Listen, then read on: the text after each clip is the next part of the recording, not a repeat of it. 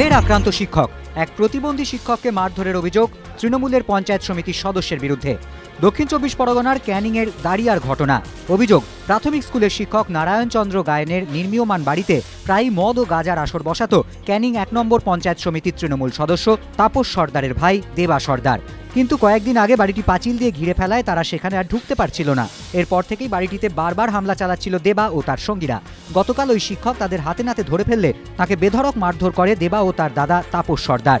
যদিও অভিযোগ অস্বীকার করেছেন তাপস সর্দার। রাজ্য বিজেপি সভাপতি রাহুল সিংহ নিরাপত্তায় সিআরপিএফ। সংবাদ সংস্থা পিটিআই সূত্রে এমনটাই খবর। রাজ্যে সিআরপিএফের আইজি বিবেক সহায়কে উদ্ধৃত করে পিটিআই এর দাবি, কেন্দ্রীয় স্বরাষ্ট্রমন্ত্রক রাহুল সিংহকে নিরাপত্তা দেওয়ার জন্য সিআরপিএফকে নির্দেশ দিয়েছে। পিটিআই সূত্রে আরও খবর, রাহুল সিংহর দাবি, কেন্দ্রীয় গোয়েন্দা সংস্থার কাছ থেকে তার নিরাপত্তা সংক্রান্ত আশঙ্কার খবর পাওয়ার পরই কেন্দ্র তার নিরাপত্তায় সিআরপিএফ দেওয়ার কথা বলেছে। উত্তর চব্বিশ পরগনার বিভিন্ন জায়গায় একাধিক বেআইনি অর্থলগ্নি সংস্থার অফিস ও কর্তাদের বাড়িতে তল্লাশি সিবিআই এর। কেন্দ্রীয় গোয়েন্দা সংস্থা সূত্রে খবর, তাদের ৩৫ থেকে ৪০ জন অফিসার ৮ থেকে ১০টি দলে ভাগ হয়ে ব্যারাকপুর, খড়দা, সোদপুর ও হাবড়ায় ম্যারাথন তল্লাশি চালাচ্ছে। সিবিআই সূত্রে খবর, সকাল ৮টা থেকে এখনও পর্যন্ত তল্লাশি চালিয়ে বহু গুরুত্বপূর্ণ নথি বাজেয়াপ্ত করেছেন তদন্তকারীরা।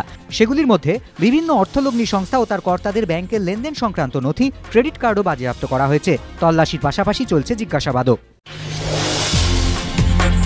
একাডেমি অফ ফাইন আর্টসের সামনে বিজয় সমাবেশ। যাদবপুরের পড়ুয়াদের উপাচার্য পদত্যাগ করার পরই আজ সেখানে বিজয় সমাবেশের কর্মসূচির কথা ঘোষণা করেছিলেন তারা। এই বিজয় সমাবেশে যোগ দেন অন্যান্য কলেজের পড়ুয়ারাও। তবে অন্যান্য দাবি পূরণ না হওয়া পর্যন্ত এই আন্দোলন চলবে বলে জানিয়েছেন যাদবপুরের পড়ুয়ারা।